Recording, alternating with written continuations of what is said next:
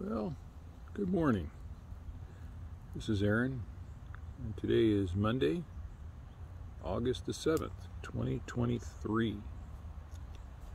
want to make a short video tour of my garden, and it's the perfect time. This is first week of August, between semesters, and the garden is in full swing. So let me give you a quick tour of what is going on here, and give you a little backstory about this garden, about this year in particular, and just a quick overview.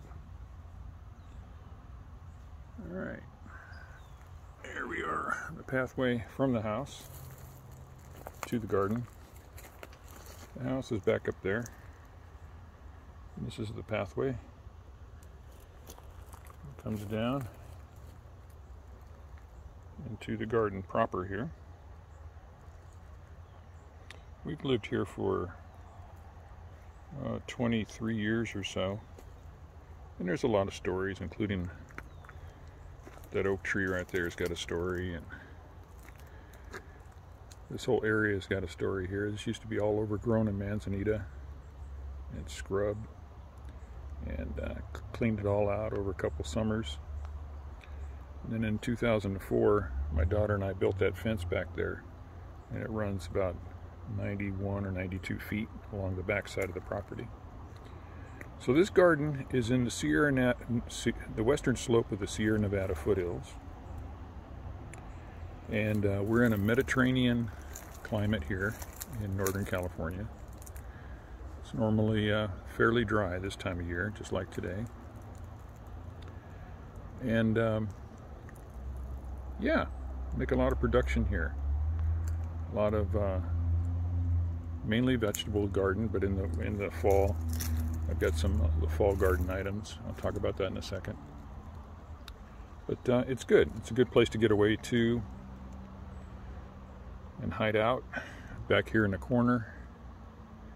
Yeah, so let's talk about what we're seeing here. Start over here on this side. This is the first box I made. I made all these boxes, and they're all plumbed for water. It's on a drip system. I've got two drip monitors or drip regulators for this area, and this is just an overgrown flower box. It's got peppermint in it. It's got just some flowers I found. Can't even tell you what these are. They're just about died out now. Found at a nursery that we're supposed to attract, and they do. They attract butterflies. So originally the thought was this was going to be the extent of the garden, this box alone. But it turned out to be, I just kept adding more boxes and more boxes. We'll talk about that. But I've just kind of turned this into a flower garden. I want to cut this back, and I've got some other ideas about what to do with this. And then coming down here, I've got what's called the big box. This is a box that's probably larger than I want it to be, but I just decided I'm going to take up the middle space of this area down here. We got properties on each side, here, there, and here, and then an empty property on the other side over there. But I wanted to take up this middle area with a big box, and that's what I did. You can see it's plumbed in here for water and drip. All right, and this year I put sunshades on everything because I just got tired of taking sunshades down and putting them up, taking them down. So I just decided this year I would tie them up. And this is the first year I've done it like this. In fact, almost every year something new happens here. In fact, I think every year has a personality. The garden has its own personality each year. And this year is special because everything in this garden I've grown from seed or starts, mainly seed. So everything you see I've grown from seed. Of course, the strawberries right here come back every year. And some of the other things I show you will come back every year. But let me take you a walk around here, see what we got. Here we've got some strawberries, and there's some on there. Some that need to be harvested in a little bit. The last couple of years I've had real problems with zucchinis, mainly because of the sun. And now I've got this. I've got 4 zucchini plants. I only wanted 2, but I ended up with 4. I've already harvested some zucchini out of here, and it looks like I've got a few more coming in here. There's one little guy in the back there. He'll be a good one. I've already made 1 batch of zucchini bread, and I expect more. Coming over here to Tomato Alley, I've got, these are all, of course, all heirloom tomatoes. I seeded all of these. This is a Whopper. I think this one is, this is a Jet Setter, and these are Shady Ladies here. Shady Ladies, Jet Setter, and a Whopper. A Whopper is my favorite one. I seeded all of these in 2018, from the garden in 2018. So of course you can see they're supported. They're on a drip system. I hand water them every day, and they need to be harvested. I'll be harvesting that before I leave here today. In the back, the vine is spaghetti squash, and I normally get 1 or 2 a year. And so far this is it. It really hasn't grown all that much. It's not big enough for a full meal. Here's looking at it from the other side. See if I can back up and get everything into view.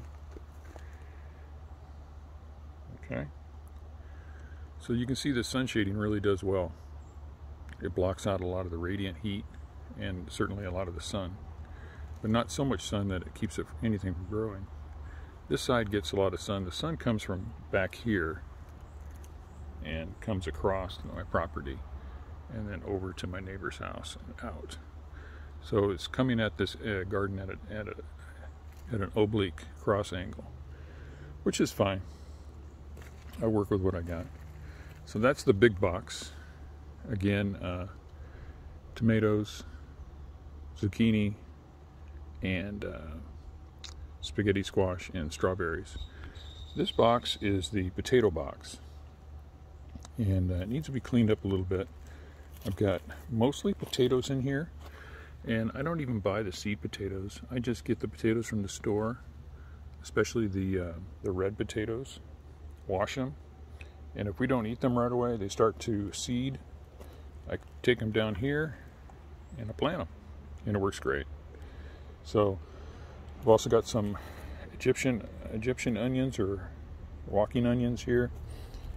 I can use those for a garnish, but really don't have any other purpose than that other than getting in my way. You can see a few weeds popping up. This needs to be cleaned up a bit. But at any given time, I can come down in here and harvest a potato. Let me see if I can just dig one up here. There's a little one. There's a bunch of these little ones. I'll roast those. Let me see what we got here. Just planted this area. Maybe I should be over here. I don't know, it's like an Easter egg hunt. There's one right there. See him? Yeah, get out of the way. There's a good one right there. Not ready to eat him yet, so we'll cover him back up. So that's the potato box. Next door is the carrot and onion box. Over here, I let this go to seed. There's still a lot of carrots in here, and you can see where it's gone to seed here. They were much higher than that, and what I do is I cut them down and I just leave the seed heads. I leave those, just lay them in there, and eventually I'll come back, probably in the next couple weeks, pull out the remaining carrots, and then cover this with garden soil. And into the fall, I'll have a bunch of carrots. There are some onions in here. I don't know if I can find any. I don't see any right now, but there are some onions in there, and I just throw a bunch of onion seed in there and hope for the best. The next box is the bean box. This is a cool box. It's on a drip. All of them are on drip. This one's on a drip. It dripped right down the middle, and I've got wires. What I did is I took some of this plastic tubing, put it into some concrete, and it's a perfect fit for these posts. These posts come out, so I don't have to bury my posts. I just slide them in and out as I want them. And then I took some baling wire. Can you see it? Took some baling wire, and I just run strings of baling wire, one on each side, wrap them around the back, and to give something for the beans to hold on to. Now these are sitaw beans. They're Filipino long beans. And when this starts producing beans, it produces a lot. I probably have too many bean plants here. So many that they get big and chewy quickly. You want to pick them when they're still tender, and it's hard to keep up with them. Well, here's one that's flowering. So you can see that we're going to start having some beans here real soon. So, sitaw. These sitaw seeds are from 2010. I just put them in the refrigerator in the back, and I don't do beans every year. In fact, the last couple years I haven't. But this year I did. I just took those out of the refrigerator and I dropped them in here, watered them, and they popped up. It's very hardy. This dry stuff over here is garlic, and of course it comes back every year. But if I ever want a garlic clove, all I got to do is come down here,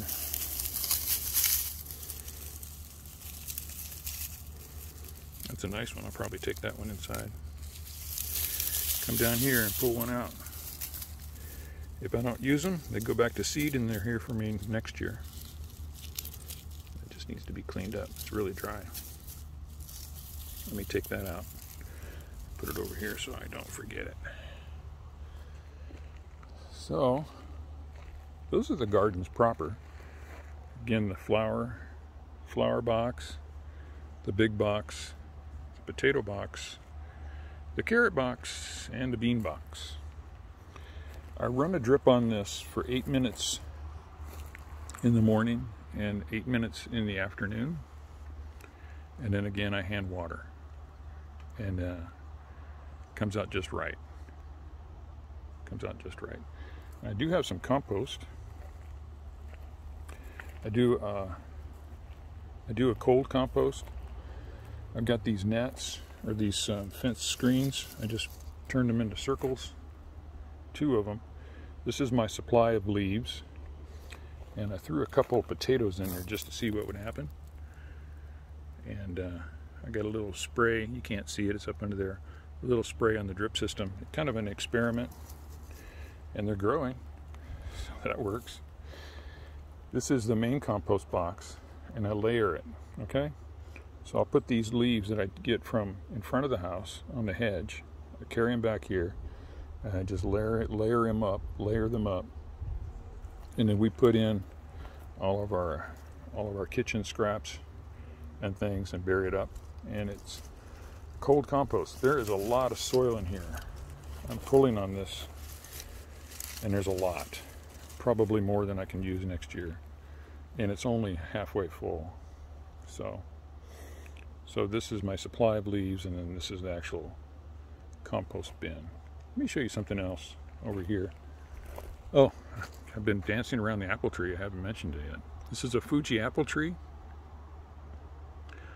My daughter and I planted that when she was really young, and I get apples on it every year, and I've never eaten one. They're just small little bitter apples. For some reason they don't mature to the point where I can eat them. But and here's a good one right here. You see it? But they're really bitter. I've taken them out. I put them in a box and put them in the root cellar, hoping that maybe they just need to sit around for a while before they can be eaten. It just don't work. What I have done with this, besides feeding the squirrels with them, because the squirrels get up in here, what I have done with this is I made an apple wine one year. Took a whole bunch of this and made apple juice out of it, and then fermented it. And I can't say that it came out that great. For $5 at the grocery store, I can get some really good apple juice and make apple wine out of it. But it was an experiment, and it worked. It just wasn't as tasty as the stuff I make from the store-bought apple juice. Imagine if I continue to work on it, I could perfect that, and I probably should. This is so heavy that I've had to tie it up. See that? I've had to tie it up. And I whitewash it every other year or so with just some latex paint, watered down latex paint, and to keep that skin from burning up. It's got a lot of shade right now. I wanted to show you something over here. I have in the shade, I like being in the shade, I have a rain catchment system. I'm an integral part of the rain catchment system because I put the rain in those buckets and then I put them in the barrels. But I do have a way to run this from the roof of the house, on the back side of the house, temporarily if I ever needed to fill this up quickly. And I have some other barrels also. These are 55-gallon barrels. I've got them put together in a manifold system, and so it drips. The water will go down from the top one, evenly distribute between these two, and the white one is almost opaque, so I can see the water level, and then it comes out in this hose. So I just fill up my can, and that's where I get my hand water out of there. Okay, I have this little redwood grove here next to the garden, and there's the gardener's chair. The gardener's dog is here somewhere. She's normally right here, but I think it's too hot out here for her. So that's just a quick tour of my little backyard garden. I hope you've enjoyed it. I just sit out here, I chat with the owl. He doesn't have much to say most of the time, but he's a good listener. And yeah, it is what it is. Okay, I'm going to sign off. I've got something in the greenhouse that I'm going to make another video about, and you'll have to watch my next video to see what that's all about. All right, signing off from the beautiful green rolling hills of El Dorado County, California.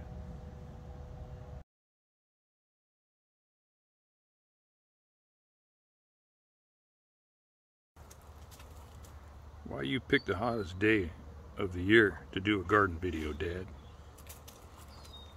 Just saying. Dang, it's hot out here. Let's go in the house.